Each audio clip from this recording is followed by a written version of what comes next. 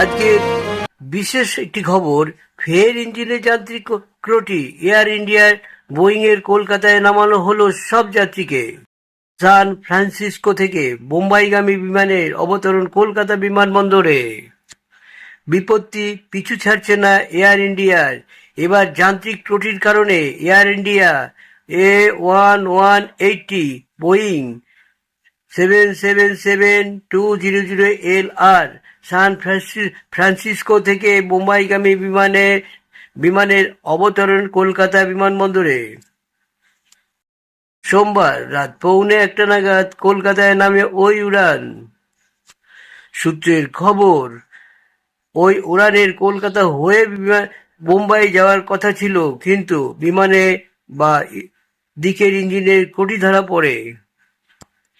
Pilot যাত্রীদের নিরাপত্তার কোনো ঝুঁকি নেননি। সব যাত্রীকে মঙ্গলবার ভোর 5:20 বিমান থেকে নেমে যেতে বলে।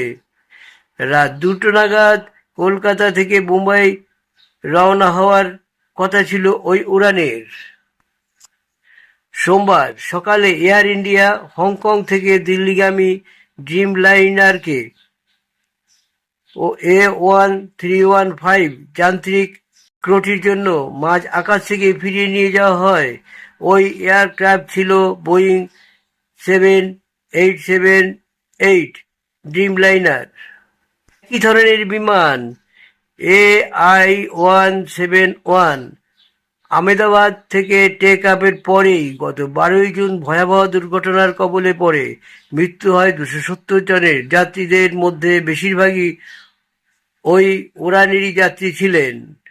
পৃথক অন্য একটি ঘটনায় চেন্নাইগামী ব্রিটিশ এয়ারওয়েজের একটি উড়ানকে BA35 যান্ত্রিক ত্রুটির কারণে লন্ডনে পৃথক অন্য একটি ঘটনায় চেন্নাইগামী ব্রিটিশ এয়ারওয়েজের একটি উড়ানকে BA35 যান্ত্রিক ত্রুটির কারণে লন্ডনে হিথ্রো বিমানবন্দরে ফিরিয়ে নিতে হয়।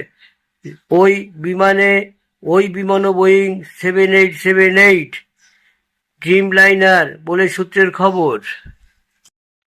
আহমেদাবাদের দুর্ঘটনার প্রেক্ষিতে director general of civil aviation DGCA air ইন্ডিয়ার সব বোয়িং এয়ারক্রাফটকে জরুরি ভিত্তিতে রক্ষণাবেক্ষণের নির্দেশ দিয়েছেন।